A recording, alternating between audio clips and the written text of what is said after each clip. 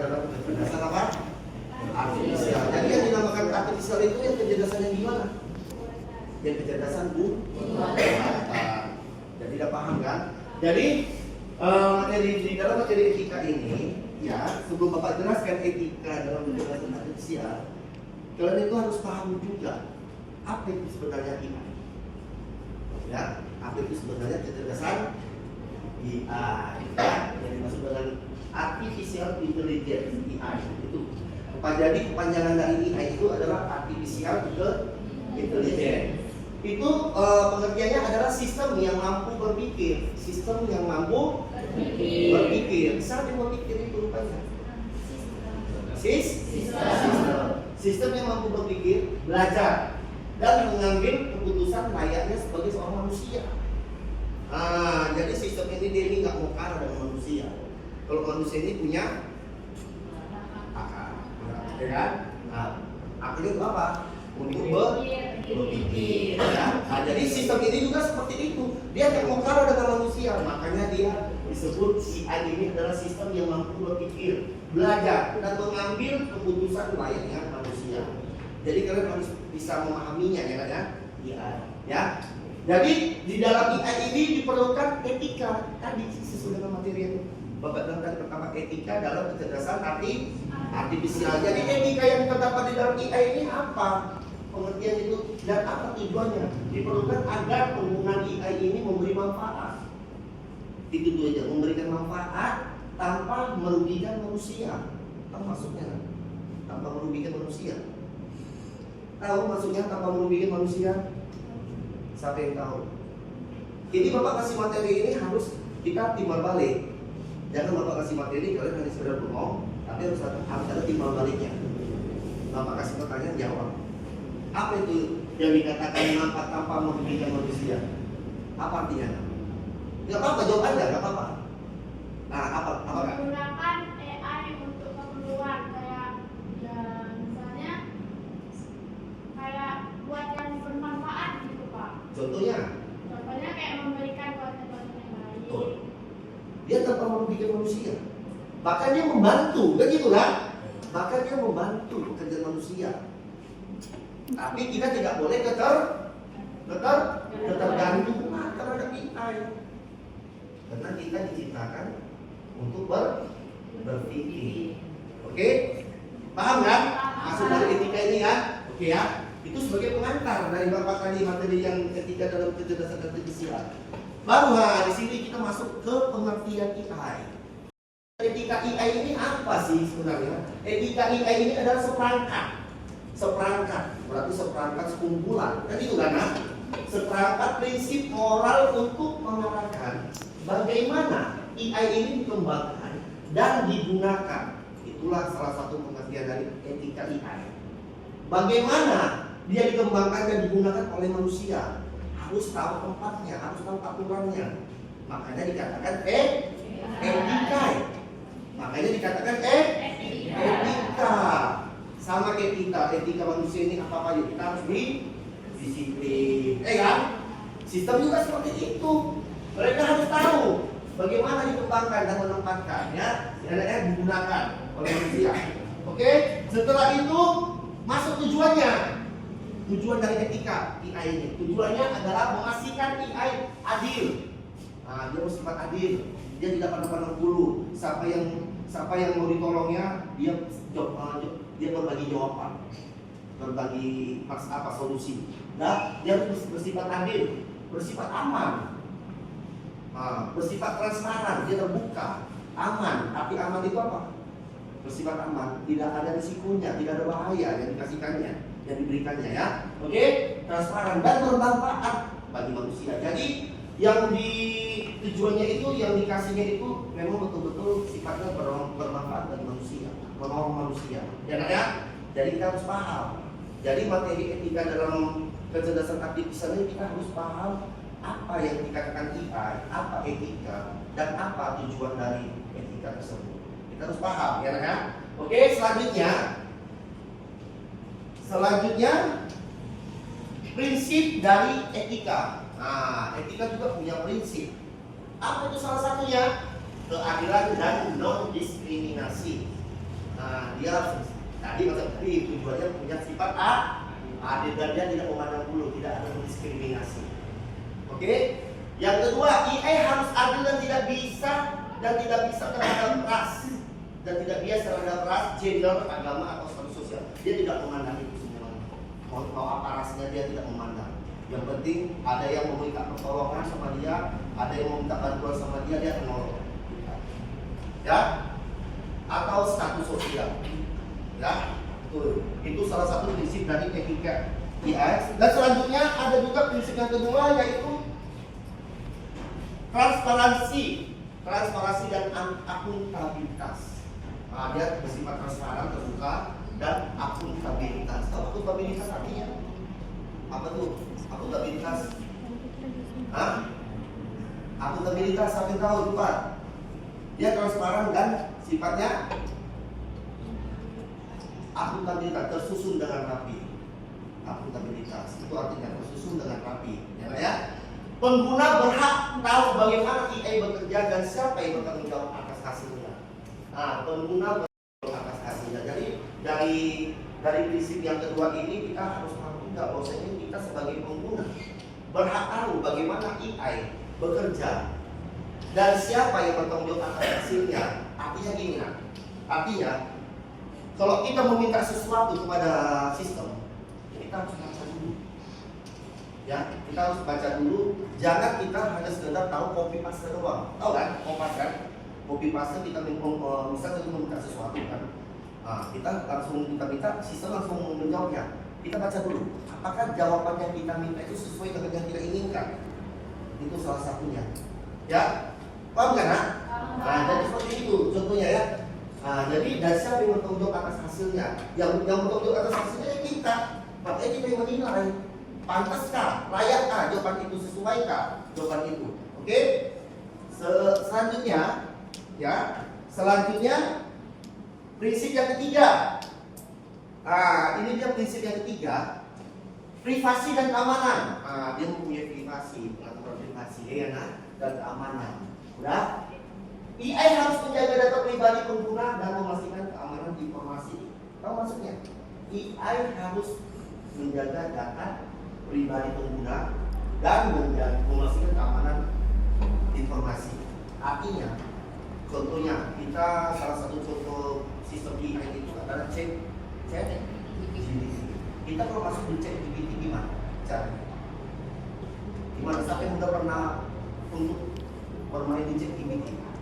Gimana cara masuknya pertama? Login pakai apa? Berarti akun email. Nah, itulah maksudnya EI menjaga data pribadi pengguna.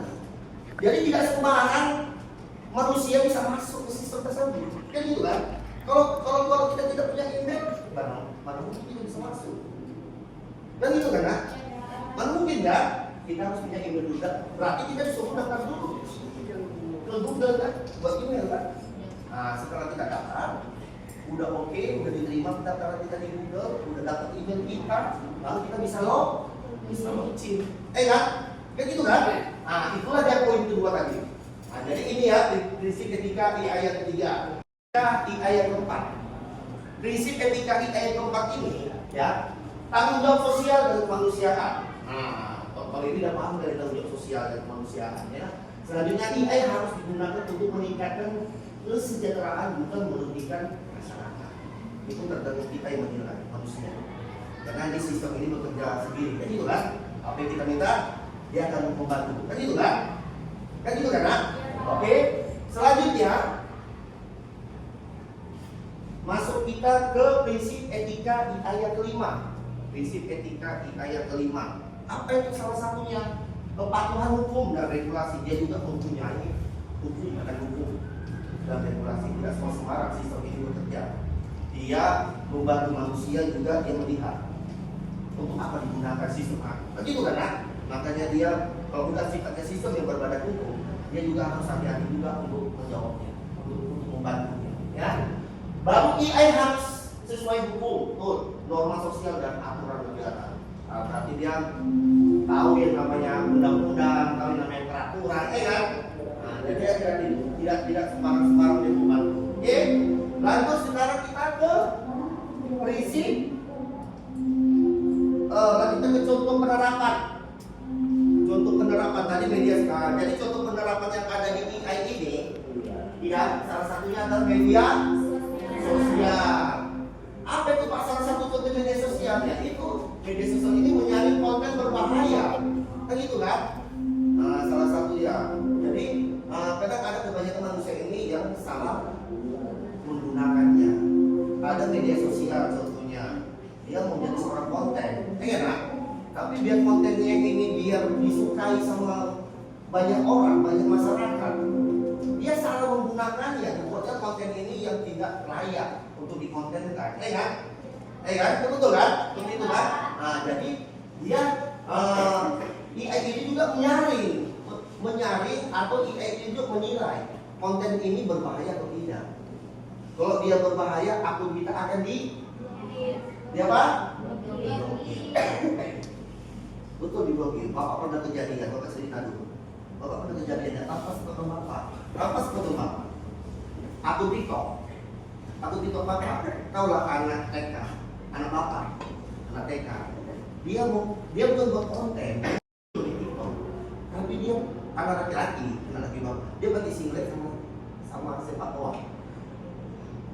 Gitu. Anak Bapak laki-laki kecil, masih usia 2 tahun. Dia buat TikTok, kakak yang ngajarin. Jadi tiba-tiba akun TikTok Bapak diblokir, disuruh Bapak untuk privasi. Bapak terkejut, Bapak tengok videonya, ya ampun. Yang Bapak gawat Bapak jadinya kan jadi enggak. Jadi yang terakhir Bapak kan ikut apa juga TikTok ya. Jadi apa dulu Bapak? Habis gawat ini udah sekarang ini nama akun Bapak. Itulah gara-gara seperti jadi kita tidak boleh menyalahgunakan media sosial. Salah satunya di Facebook juga, ya banyak itu kan. Kalau dari konten-konten sekarang yang lagi viral apa konten apa? Yang lagi viral Facebook apa namanya? Facebook banyak hal yang berkonten di Facebook. Nah, jadi seperti itu. Jadi kalian juga pelajaran di dalam media sosial ini kalian harus berhati-hati, ya. Kalau kalian mau menjadi seorang konten silakan, nggak dilarang, ya. Tapi berhati-hati untuk kalian harus pandai-pandai menyaringnya, ya. Oke, itu baru keuangan.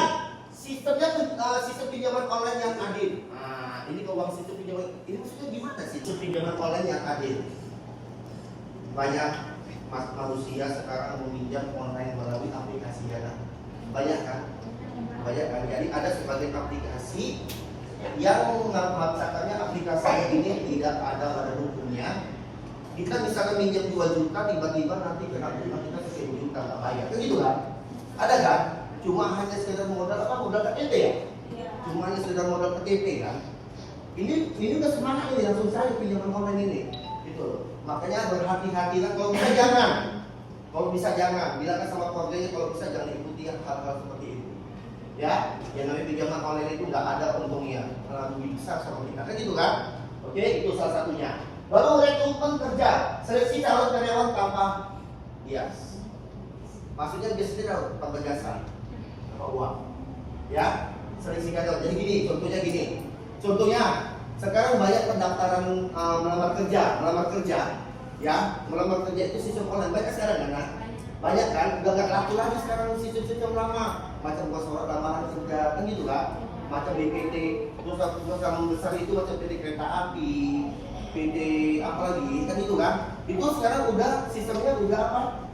Udah sistem online. Kita melamarnya. Nanti bagaimana caranya? Ya itu secara online itu ujiannya online, pengumumannya secara online, kan itu kan? Itulah masuk dari rekrutmen kerja. Oke? Ini salah satu contoh penerapan yang pertama. Lanjut contoh penerapan yang kedua. Contoh penerapan yang kedua ini yang bagaimana kendaraan otonom menjaga keselamatan di jalan. Tahu di sini belum ada yang pakai mobil. Mobil itu disetiur, dijalankan oleh mesin sendiri, oleh sistem. Supir nggak ada, tinggal ngomong aja kita. Belok kiri, belok kanan, lurus, tabrak orangnya, Seperti itu contohnya. Nah, seperti itu contohnya. Jadi ada sekarang kendaraan itu yang otomatis sifatnya yang sistem yang bekerja. Jadi tergantung kita. Macam inilah. Buka apa namanya? Buka atas itu namanya kan? Kan? Buka apa namanya? Apa? Buka sandrok, kan? kan? Pakai kacamata hitam, kacamata artis lah, kan gitu kan? Itulah salah satu contohnya kendaraan, ya. Baru asisten virtual, nah itu tadi salah satunya yang keren, yang sering digunakan manusia adalah ChatGPT. Tapi jangan salah gunakan ChatGPT ini. Gunakanlah untuk memang kepentingan pribadi yang memang betul-betul mendesak. Jangan gunakan untuk yang lain.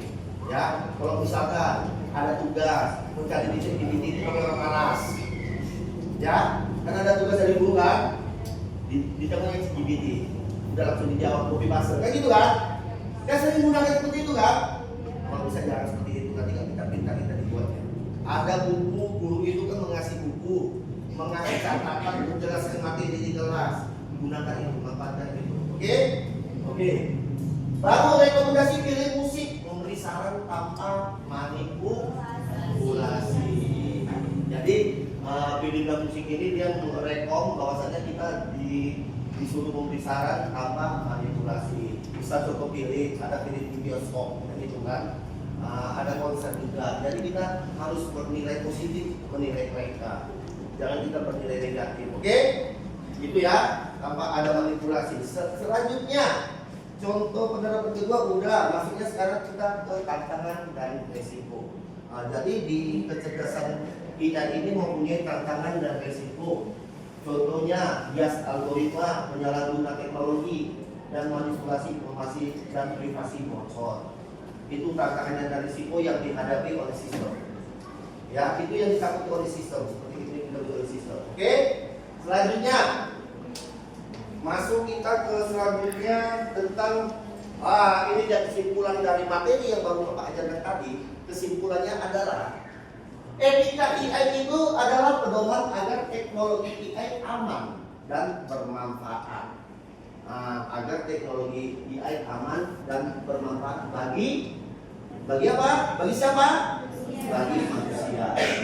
AI yang etis adalah AI yang adil, transparan, aman dan bertanggung jawab. Jadi dari kesimpulan materi yang baru Bapak sampaikan tadi adalah materi etika dalam kecerdasan artifisial adalah kesimpulannya ada dua. Ya, yang pertama tentang etika AI itu adalah agar teknologi aman dan bermanfaat, dan AI itu harus bersifat adil, transparan, aman dan bertanggung jawab. Selanjutnya memberikan studi kasus kepada semua, yaitu yang pertama studi kasusnya adalah AI dalam rekrutmen kerja, AI dalam sistem pengawasan atau CCTV. Contohnya itu ya, itu sistem itu kayak CCTV itu ya. Oke, AI dalam rekomendasi konten media sosial baru. Di sini kalian disuruh diskusikan apakah penggunaannya adil dan etis. Jadi kalian disuruh Bapak suruh bahwasanya dari 3 poin ini coba kalian dijelaskan apakah penggunaan dari 3 poin itu dia merasa adil dan etis. Itu yang pertama ya. Yang kedua, coba kelompok ya, diskusi kelompok. Ini diskusi kelompok ini di sini Bapak suruh kalian untuk menganalisis kasus. Menganalisis kasus salah satu apa masalah etikanya. Dari yang 3 poin itu cari, pilih salah satu. Dari 3 poin ini pilih salah satu. Ya, ini dari 3 poin ini pilih salah satu. Mana yang mau kalian bahas? Ya, bukan 3 harus dibahas, tidak. Pilih salah satu. Oke? Jadi kalian itu disuruh apa? Disuruh untuk yang pertama menganalisis kasus di antara ketiga ini. Kalian pilih apa masalah etikanya, siapa yang dirugikan, bagaimana solusinya. Setelah itu perwakilan kelompok maju ke depan untuk mempresentasikan hasil dari kasus yang dijawab. Paham semuanya? Bapak ulangi ya, poin-poin 3 poin yang perlu kalian bahas kasusnya ya. Itu dia. AI dalam lingkungan kerja. Yang poin 1, yang kedua AI dalam sistem pengawasan, dan yang ketiga AI dalam rekomendasi konten media sosial. Yang mana yang kalian pilih? Jadi di sini Bapak akan bagi kelompok ya, caranya ini kelompok 1. Kelompok 1, kelompok 2 ini. Ya, bagi 2, 1, 2, 6 orang. Ini kelompok 3. Ini kelompok 4. Dan kelompok 5 bagi 2. Oke, paham? Dan susunannya minta tolong Bapak, tolong susunan kelompok, bukan susunan sejajar seperti ini. Biar tahu Bapak kelompok satu mana tadi Bapak bagi. Ya, tugas kalian tahu kan yang mana? Tahu kan? Di antara 3 poin ini kalian pilih yang mana yang menurut kalian yang gampang untuk menyelesaikan kasusnya. Dan pertanyaannya ini, paham kan? Pertanyaannya ada berapa? Ada 3 pertanyaan. Itu kalian jawab. Oke, silakan buat kelompok dulu. Catat dulu. Nanti hasilnya diapakan aja? Dicatat aja pakai apa? Di buku.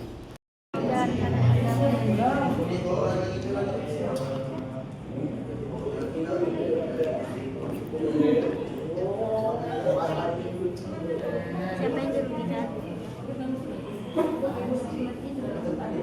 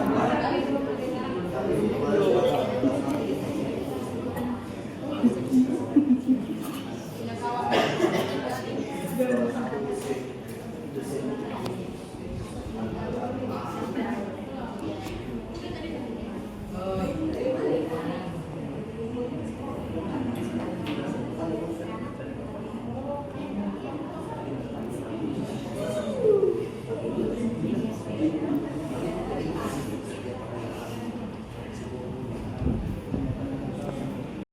Kelompoknya dengan kasus yang mereka pilih kasus yang mana bang? Yang berapa? Oke, poin kedua AI dalam sistem pengawasan CCTV. Silakan bang. Masalah etika AI. Jawabannya, orang akan merubah perilaku karena merasa diawasi. Akurasi, bias, dan diskriminasi atau ancaman. Terus? 2. Siapa yang dirugikan? Yang dirugikan karena adanya AI sistem pengawasan atau yang sering disebut CCTV adalah pihak yang privasinya terekspos tanpa persetujuan yang jelas. Ya. 3. Bagaimana solusinya? Desain dan kebijakan berorientasi privasi, validasi, keadilan, dan pengurangan bias. Dan yang terakhir, kontrol hukuman atau tetap ada evaluasi manusia. Tepuk tangan dulu buat kelompok. Yang poin nomor berapa yang menjadi kasus? Poin nomor 3. AI dalam rekomendasi konten media. Oke, lanjutkan. Apa masalah etikanya? Dalam rekomendasi konten media sosial, AI dapat menciptakan echo chamber di mana penggunaannya terpapar pada pandangan yang serupa dengan mereka sendiri, memperburuk polarisasi dan mengurangi kemampuan berpikir kritis. Siapa yang dirugikan? Dalam rekomendasi konten media sosial, masyarakat secara keseluruhan karena polarisasi dan penyebaran informasi yang salah dapat merusak demokrasi dan koordinasi sosial. Bagaimana solusinya? Diversifikasi sumber informasi yang direkomendasikan. Jadikan pengguna kontrol lebih besar atas konten yang mereka lihat. Kurangi penyebaran informasi yang salah dan kurangi kebencian. Kasus yang mana kak yang diambil kak? Yang ketiga. Yang ketiga, media sosial juga. Konten di media sosial. Oke. Dengan kasus yang sama. Dengan kasus yang sama silakan. Masalah etika utama dalam media sosial adalah penyebaran hoax, bullying, pelanggaran privasi data pribadi, serta ujaran kebencian dan diskriminasi yang dapat memicu konflik sosial dan menyebabkan tekanan psikologis dari korban. Selain itu, masalah etika lainnya termasuk penggunaan bahasa yang tidak pantas, promosi konten negatif, serta kurangnya literasi digital dan kesadaran etis di kalangan pengguna. Orang-orang yang menggunakan media sosial dapat dikategorikan sebagai berikut.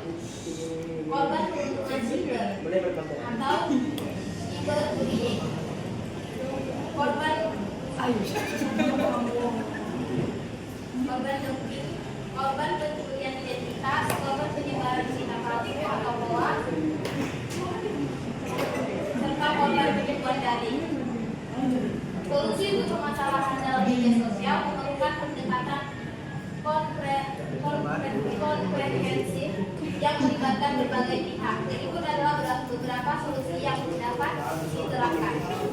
Pendidikan dan literasi media sosial, program literasi media, kemajuan keterampilan digital, ekspektasi dan penekanan undang-undang internet, menegakkan konsumen terhadap pelaku kejahatan daring, peran platform media sosial, algoritma yang bertanggung jawab yang memprioritaskan informasi yang akurat dan relevan, konten yang efektif, transparansi, tingkatkan transparansi dalam kebijakan moderasi, peran keluarga dan masyarakat, mendorong komunikasi terbuka antara orang tua dan anak tentang penggunaan media sosial, meningkatkan pengawasan orang tua terhadap aktivitas dari anak-anak mereka, melakukan kampanye kesadaran yang melibatkan tokoh masyarakat, influencers, dan organisasi non-pemerintah.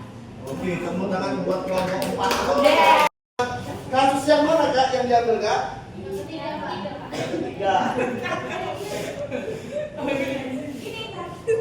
Yang ketiga, media sosial juga. Konten di media sosial. Oke. Dengan kasus yang sama. Dengan kasus yang sama silakan.